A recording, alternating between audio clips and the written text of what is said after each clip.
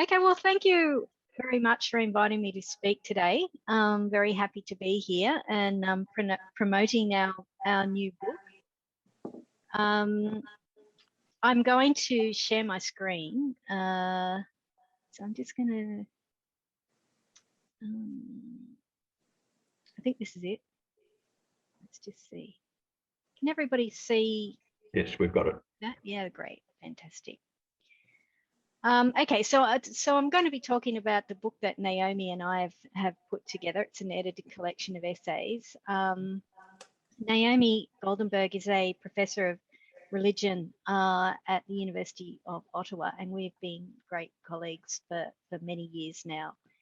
And over the last 8 or so years, we've been having this very engaged discussion about that's actually emerged out of what's called the critical religion discourse, which I'm going to explain it. So the thing is, I'm going to explain this new theory of religion to you, and it's quite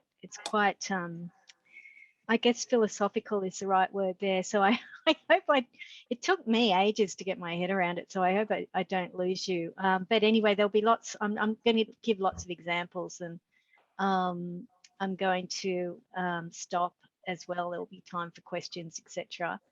So I'm hoping you'll probably pick it up a lot quicker than I did. But Naomi has been formulating this for a while, and I just thought it was a really brilliant way to describe the current situation that we find ourselves in, however you want to describe it, like late modernity or post-modernity, neoliberal, capitalist, conservative society. And the huge challenges that are facing us. So let me just move on. So this is the cover of the book. It's called provocatively "The End of Religion," which sounds pretty crazy, and it is sort of like meant to be provocative. And I'm going to try and explain to you, that's the sort of like, that text there is the blurb from the book. But we were sort of really concerned about the ways in which religion was obfuscating, particularly gender inequality. And we just couldn't see any way through it in the way in which it was being presented and argued in feminist theory in particular. So we decided to do this work. And of course, it's drawing on a particular theory of Naomi. So let me jump into it. But I wanted to just start with some background, because it's not like this came out of nowhere. It didn't. It came out of a discourse, a discussion that a lot of us have been having, an interdisciplinary discussion, and we've been meeting at conferences and talking and reading books, etc. So I just wanted to share this, so that we started. I guess in the early 2000s, people started asking the question of, what is this thing called religion? How can we keep using this word? What does it actually mean, and how can we, take it apart to understand it more fully? So it is a sort of act of deconstruction, if that makes sense. We are deconstructing here. And I do apologize if it just sort of like, I guess today is going to take a quite critical look at religion, which I saw that next month you've got someone coming on talking about hope. So I hope that's a good contradiction to some of the critique that we might hear today. But there were these, I've just nominated these 3 very important texts that were written that presaged the discussion that Naomi and I got into. And the first one was Tomoko Masazawa's book, The Invention of World Religions. And what she was really doing there was she was looking at the ways in which the idea of world religions formed this kind of pluralist ideology or multiculturalism. Think of Parliament of World Religions, all of that, and how it had this kind of reliance on Protestant theology as the sort of premier form of religion, and other kinds of religions like Islam and Buddhism as other to Christianity. So it was a kind of rise of world religions, was also the rise of the dominance of Protestantism and Protestant ways of thinking. And this isn't new. This has been sort of in the history of religions has talked about this quite a lot. Richard King wrote a book called Orientalism and Religion. If you're interested in this, it's a fantastic book. And he just really painstakingly showed how a range of cultural practices across the Indian diaspora in the 18th and 19th century came to be known as Buddhism. And that was largely through the imposition of Protestant categories of knowledge, you know, where they could see that there was a figure called a priest and a group called a congregation, and they had something called a sacred text and so on. So that was what Tomoka Masazawa was looking at world religions, is this kind of invented form rather than a sort of describing a social fact or something. And then Timothy Fitzgerald, who is a English scholar, wrote The Ideology of Religious Studies in 2004. And he was really critical about the way in which religion had just been produced as this kind of universal concept that can be deployed to all sorts of things, like comparing societies, comparing faiths, phenomenology of faith, etc., etc. But behind it all was, again, this dominance of Christian theism. So he had showed us how religion had become this really powerful cross-cultural tool for understanding and analysis, but its roots were very Christian and theistic. And then the final book was Brent Nongbri's book, Before Religion, which is, if you haven't read Before Religion, like, it's just such a fantastic read. I really can recommend it to you. So what Brent Nongbre did was that he actually showed how academic and popular accounts of religion that we read today just assume that it's a natural phenomenon and that you can read it back into antiquity. And what that does is it means that when we go back and look at like ancient Greece or ancient Rome or ancient India, we can identify this thing called religious practice and look at it as a conceptual framework and talk about it and what people were doing, etc., etc. So it's a kind of series of social forms and relationships. And then it makes this other thing called religious studies, where we come together and we talk about what's going on in antiquity, etc., etc.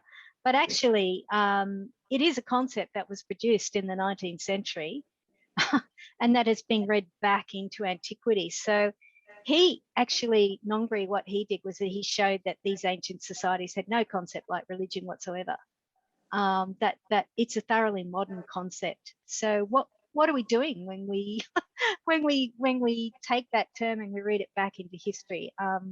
We're doing it for ourselves. We're not doing it because it is actually what those societies might have looked like. So that's the three really significant texts that Naomi and I were sort of reading and thinking about in this growing sort of discourse of critical religion, where people were starting to really take it apart.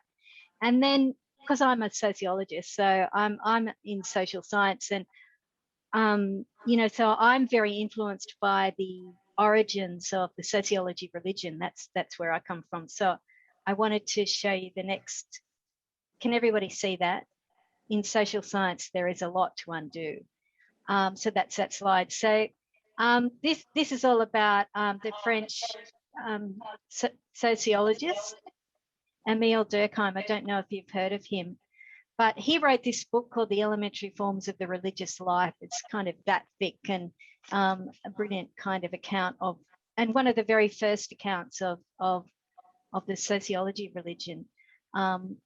Hugely important, and it's still really important. People are still writing their PhDs on.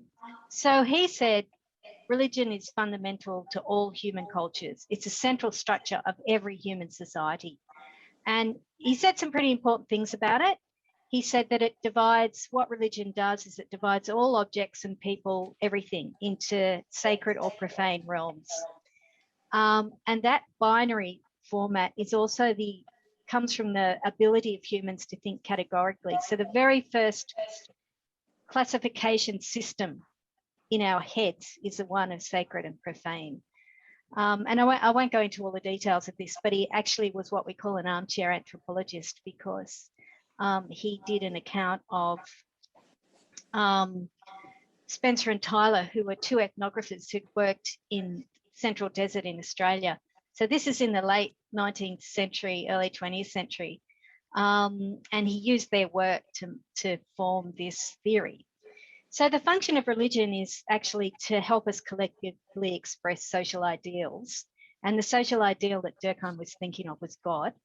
And it creates social glue. So it's good for us because, and there's lots of studies that show that, you know, religiously pluralist societies are much more sort of resilient than mono-religious societies. And religion also helps us endure the trials of existence, and you probably are very familiar with what that means. So it was a very, very influential text. But what it did do was that it formed this idea that religion is foundational to all societies. And I'd really like to undo that idea and suggest that that may not be the case at all. So our theory is that religion is actually a term that has been obfuscating political relations between so-called religious groups and politics in the states, and also various forms of inequalities, of which in our book we're concerned with gender inequality. So Naomi, she states that this actually has what's called a mystifying effect. She says that religions have been mythologized in the sense that they're often presented as kind of timeless, ahistorical, non-contingent, beyond the realm of the political.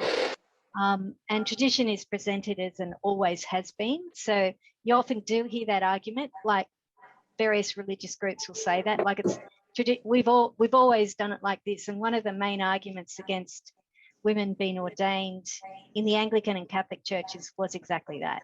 And still in the Catholic Church, it always has been that there haven't been women priests, even though there is now quite a bit of evidence to show in early Christianity that women were priests. So then we have to go to other theories to understand why that is the case. Okay, so we are asking, what is religion? And how can we explain it so we don't engage in this kind of presumptions of religion, or we're not mystifying anything. We want to look at what it really is and treat religion as another form of what we're calling statecraft. I'll explain that in a minute. So yeah, the essays in this volume take issue with the idea that religion is an evident transcultural phenomenon that is distinct from what is called politics, government, or the secular.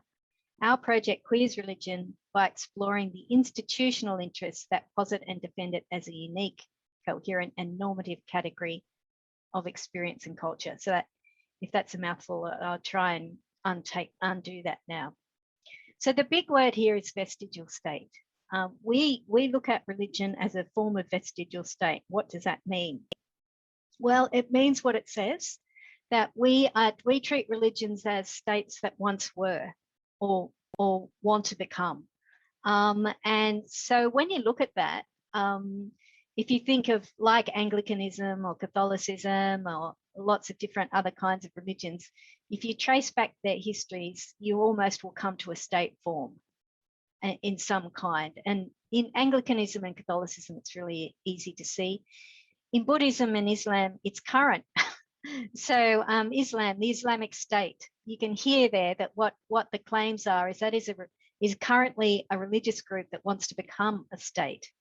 And what that means is that they want state power. And in particular, they want legitimate authority over forms of what we call violence. So militarization, et cetera, et cetera.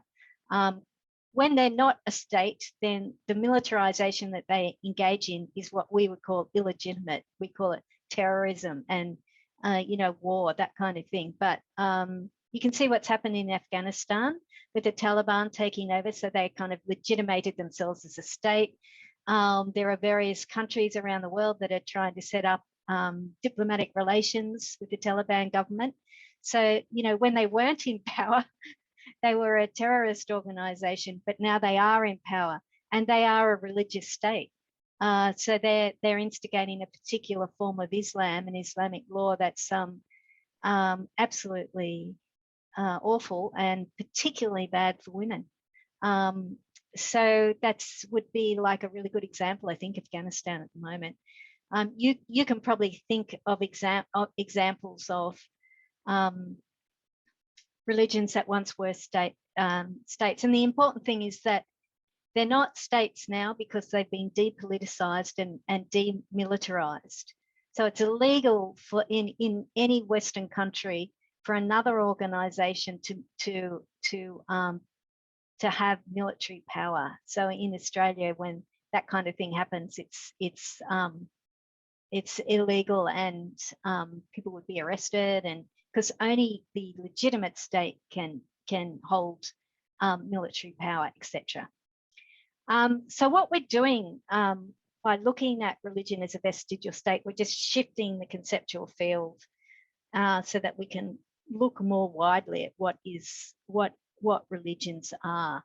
And then we can also look at, okay, well, it's not just about sort of like demilitarization and depoliticization. It's also the fact that religions in most Western countries, and particularly I'm thinking Australia, enjoy exemptions that in secular states that other institutions don't enjoy. So they're very particular institutions, and they're distinctive institutions that get particular exemptions mostly from anti-discrimination law, from human rights law. So why would that be? Why would we need to do that? And who benefits from that? That's our big question. So here we are. We're just moving on to looking at feminism and religion and what's going on. Okay, so our concerns with feminism are this: that feminism itself, as a movement of gender equality, was formed within the broader context of the politics of secularism. And if any of you know that history coming out of first wave feminism in the 19th century and into second wave feminism and third wave feminism, you'll know that feminism is a modern movement. And it creates a binary. Secularism creates a binary between two things, the secular and the religious. And second and third wave feminism, secular feminism, considered religion to be hopelessly patriarchal and just gave up on any kind of, secular feminists did not focus on religion. They basically said, no, it's too hard. We're going to concentrate on the institutions that we think can change, like health, like education, and all social policy, all of that kind of thing. So that's where feminism focused their areas on changing the state, really, and left the women in religious organizations to their own devices. Like, you know, I was sort of active in the 1990s around all of this, and it was pretty intense, I can tell you. So the religious feminists were left to fight for gender equality in their various religious traditions. And it just created this standoff between secular and religious feminists. And so feminist theory, it really kind of fenced religion in, and it just avoided doing any kind of analysis of it. So yeah, feminist theory has failed to develop the theoretical frameworks that can adequately address religious intolerance, religious violence, or the ideologies of secularism. And meanwhile, the problem is that violence against women, as you probably know, continues to rise. And the neoliberal state has moved to protect the rights of often very conservative religious groups to freedom of speech and action. You'd probably be aware of the freedom of speech legislation that is, it was supposed to go through Parliament last year, and it hasn't yet. But if that goes through successfully, that is basically giving a sort of like a clean slate to hate speech, really. And also, it will be particularly difficult for LGBTQI communities, even though marriage equality is now embedded and accepted and legal. That won't stop a lot of conservative religious groups engaging in very offensive speech maybe actions. So it is a form of gender-based violence, and it's a concern. So I'm just going back to sort of like in the form of vestigial states, they've had very significant gender-based power, and they have also limited, I'm talking about vestigial states rather than religions, they've limited women's religious authority. I probably don't need to be talking to you about that yet. It's probably one of the reasons you're members of the Progressive Christian Network, because of problems with gender equality in more conservative, large denominations and traditions. And also, you know, the civil authority as a secular state imposes certain conditions on these vestigial states. Both of them are actually complicit in the production of misogyny. So we can't just, like, the secular state just can't look away here. It's been absolutely sort of accommodative of the power of religions or vestigial states. And I've just got, look, just a sort of a few photos here, you know, like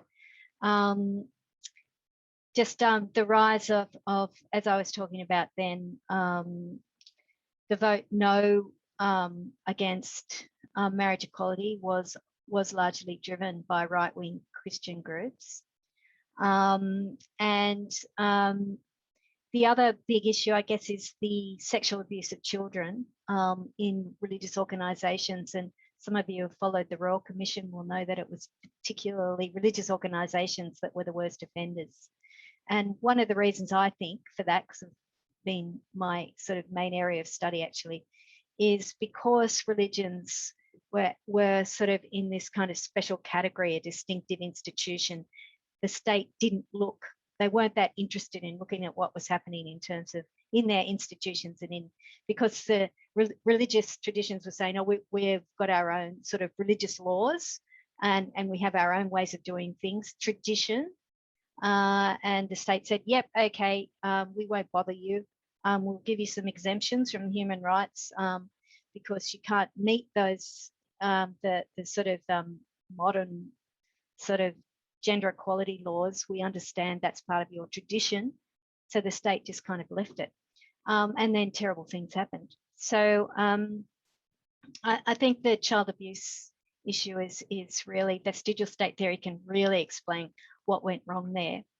And also you have the rise of conservative politicians who have a lot of power, not just Scott Morrison, but, you know, think back to Tony Abbott, etc. And some of the things that he did. So it is really concerning when you get a confluence of political power and religious power. So why we argue in our book that religions are patriarchal, there are two main reasons for that. The first is the structure of the family in religious traditions tends to be quite conservative and patriarchal. Men are often the head of the household, and you'll be familiar probably with complementarianism, which is very common in evangelical and Protestant, and a version of that in Catholicism, headship theology, etc. So all of this gets tied up into theology, which I won't talk about today. Most religions are also male dominated because they once were patriarchal monarchical states that had male divinities, male headship and male lineage to prophets and gods, which were interpreted largely by men. So I probably don't need to say that much there, but if you think about sort of Christianity, you could, and you only need to sort of take the New Testament or the Old Testament and look at that. You can definitely see that. So we're arguing that patriarchalness is the kind of currency between states, between vestigial states and secular states. They share this value. And it's had a really sort of, the other thing is that the secular religious divide, which we all kind of accept in a way, has had this very toxic impact, as I was saying, on feminist struggles for equality.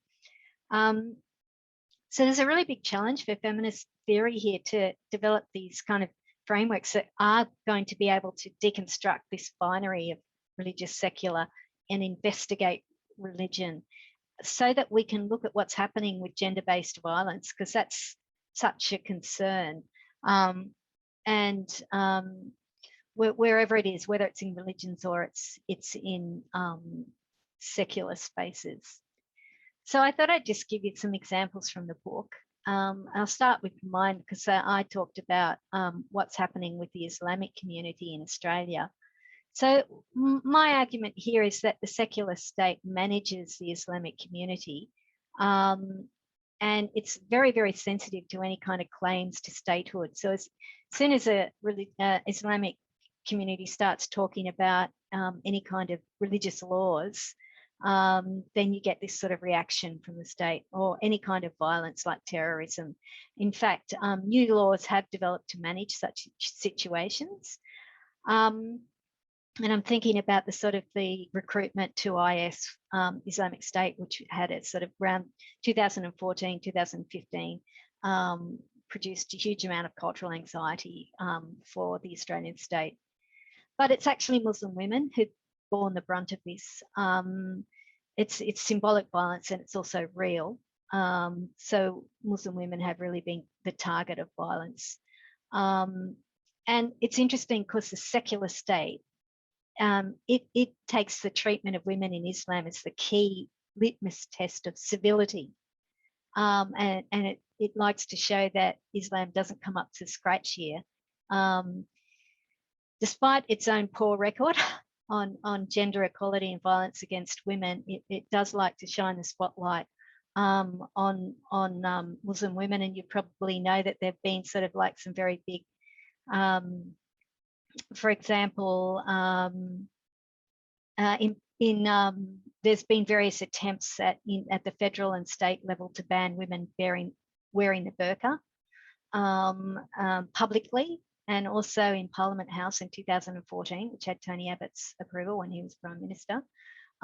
So why? Like, that's a kind of weird thing. Like, why is there such a focus on women here? And my argument is that they're caught in the middle, that this is a form of misogyny.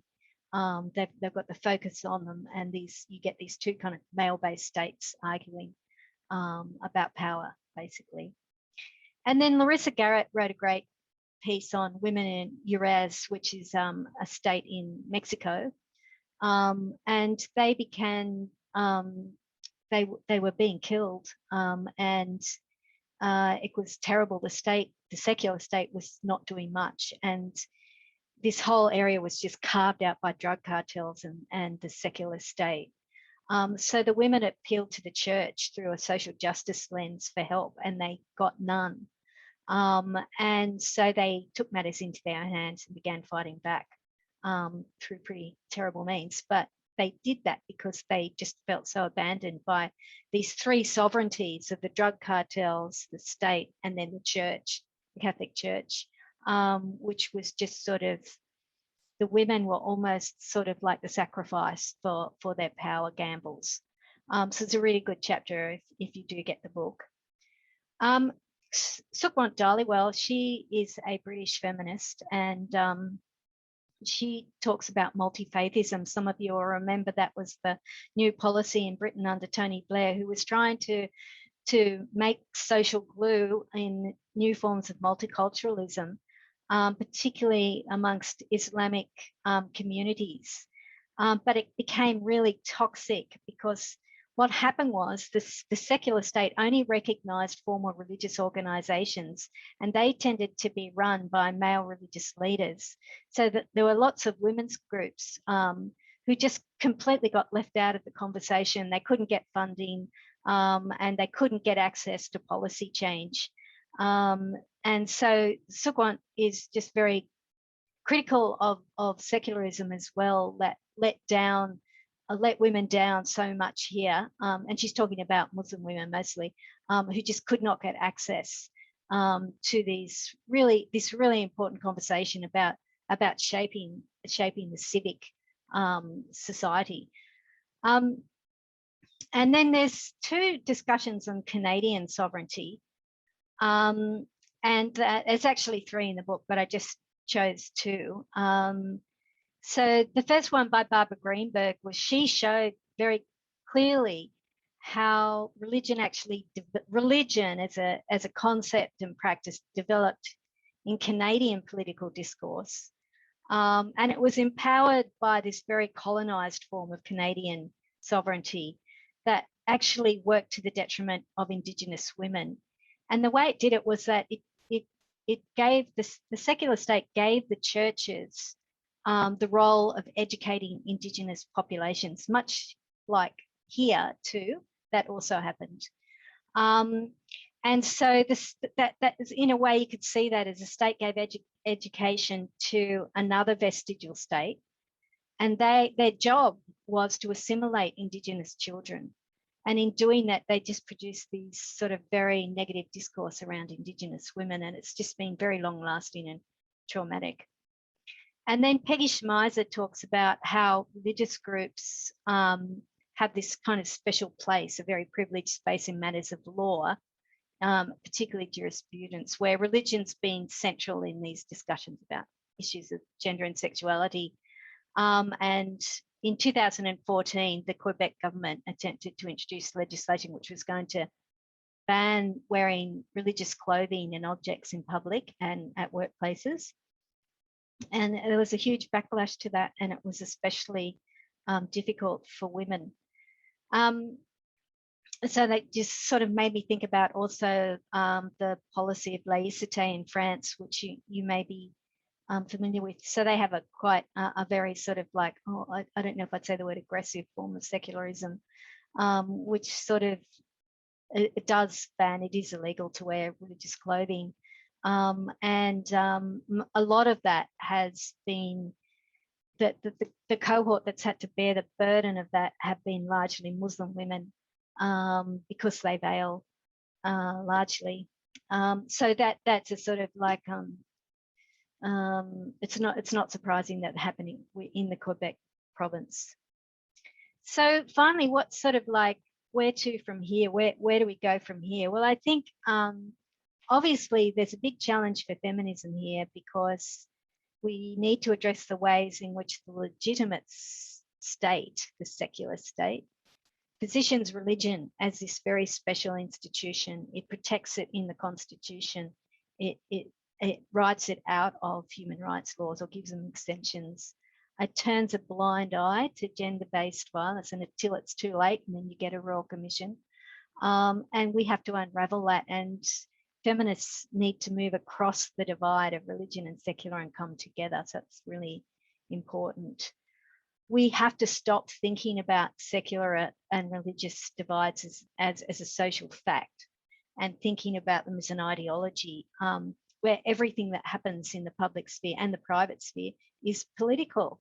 It's all political. So I think that's really important. And I was just finally thinking about some more examples. So I don't know if you know that the Anglican Church has recently produced a report on family violence. Did you know that? So it was authored by Ruth Powell and Miriam Pepper. And what it shows is that it looks at the very particular forms of family violence in this community, and it shows that religion and tradition have been used as ways in which to, I guess, provide a way to for violence to happen, I guess, you know, the idea of headship, etc., etc. And then, of course, the Royal Commission into Child Abuse, that still is not over. There is still like a lot of unraveling that needs to happen there. Children are still not safe in religious organisations, and religious organisations, because they don't have the same responsibilities in terms of regulatory frameworks, although that's been one of the recommendations of the Royal Commission that they should have been slow to come on board with various things. And the Plenary Council, which is about to, the Synod of the Catholic Church, which is about to begin, there's been huge issues there with the involvement of women. And if you talk to the sort of women in the church, particularly in the reform movements, they'll tell you how carefully that agenda has been set, and how women have just been sidelined again. I mean, the laity have been basically sidelined, but women even more so. So that synod was called after the dreadful sort of findings of the Royal Commission, and the Royal Commission said there must be more responsibility here and more inclusion of women. So that was why the synod was called. I don't know what's going to happen at the synod, but I think it's going to be very intense, and there's going to be a lot of debate. So I think there is also ongoing violence against Islamic women. I think that continues to be a sort of spotlight for reasons that are just not really understandable, other than sort of misogyny and patriarchy, and the concern about the freedom of speech laws, what will happen there. So let me stop there, and be very happy to hear your thoughts on what you think about this theory and any examples you've got or any questions. Thanks.